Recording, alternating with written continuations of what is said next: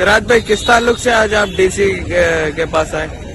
आज शहर रायचूर के अलग अलग तंजीमों से, मैं Siraj Ahmed Jafri Karnataka Muslim political forum से, अनवर वहीद साहब एपीसीआर से, Abdul Latif sahab welfare party of India से, एमए सलीम साहब पीएफआई से और ख्वाजा वहीदुद्दीन साहब एम फाउंडेशन से और दीगर ऑर्गेनाइजेशन से हम लोग एकजुट होकर डिप्टी कमिश्नर के थ्रू एक मेमोरेंडम गवर्नर को फॉरवर्ड किए हैं। असल मसला ये है कि रियासत कर्नाटक की ये जो सरकार है उसको सरकार चलाने आ नहीं रहा है। वो कम्युनल एजेंडे को पेश रखते हुए रियासत कर्नाटक में जो है एक डिविजिव पॉलिटिक्स कर रही है, जिससे इंतशार फैल रहा है। 2-3 दिन पहले अलंग तालुके गुलबर्गा डिस्ट्रिक्ट में लाडले मशाइख दरगाह के अंदर एक कोशिश की गई, जिसके अंदर जो है शिवलिंग होने का दावा करते हुए वहां पर एक राइट्स करने की कोशिश की गई, जिसकी प्रेयर इंटीमेशन से गुलबर्गा एडमिनिस्ट्रेशन ने वहां पर 144 को इम्पोज किया था और कोर्ट के ऑर्डर से स्टेटस को मेंटेन किया जाए, वहां पर कोई पूजा परफॉर्म नहीं होगी।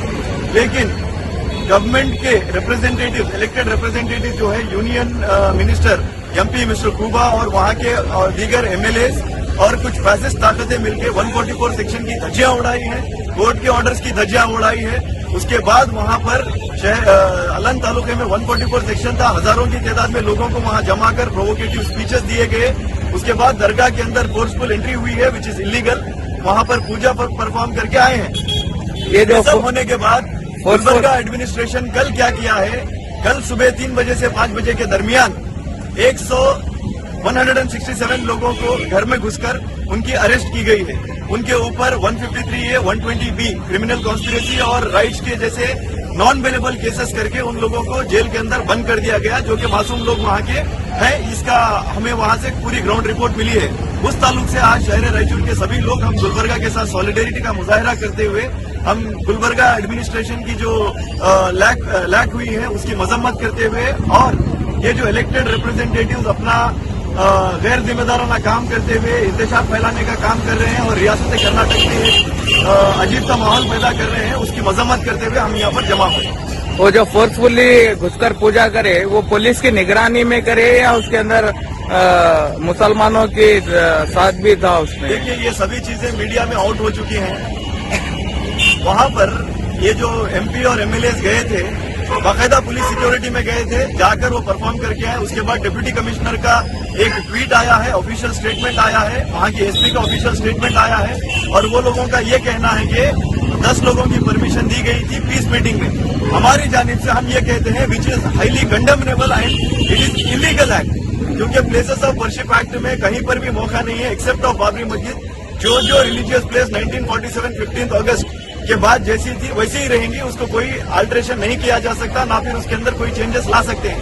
लेकिन ये लोगों के पास कोई एजेंडा नहीं है। आए दिन एक शोषा छोड़कर कौम के साथ कौम को लड़ाने का जो काम कर रहे हैं उसको फौरन रोक दिया जाना चाहिए।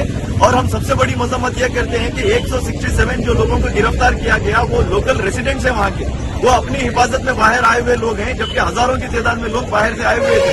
उनको गिरफ्तार करना चाहिए था। 144 सेक्शन का उल्लंघन उन्होंने किया है। तो ये जो ज्यादती, प्रेजुड्यूस और बयास्ड एक्शन जो हो रहा है गवर्नमेंट की जानिब से और गवर्नमेंट ऑफिशियल्स की जानिब से, उसकी हम सख्त मजम्मत करते हैं और हम उनके ऊपर एक्शन का भी मुतालबा करते हैं। जी, और आगे आप क्या सोचे हैं कि अगर वहाँ पर जबरदस्ती शिवलिंग है बोलकर जो बात कर रहे हैं, अगर आगे वहाँ पर जबरदस्ती कोई मूर्ति वगैरह रखे? ये देखिए, कंप्लीट नॉनसेंस है। ये होने का कोई चांस ही नहीं है, क्योंकि ऑलरेडी उन लोगों के 2 से 3 पिटीशन जो है कोर्ट ने खारिज कर दिए हैं इम्पोजिंग द कॉस्ट। ये शर्पसंदी वो लोग कर रहे हैं। इस वक्त हमें तैयार होने की जरूरत है और लाहे अमल वहाँ के लोकल लोग जो लेते हैं उनके साथ हम खड़े हैं, ये हम कह सकते हैं, क्योंकि ये लोकल इशू अलंद का है।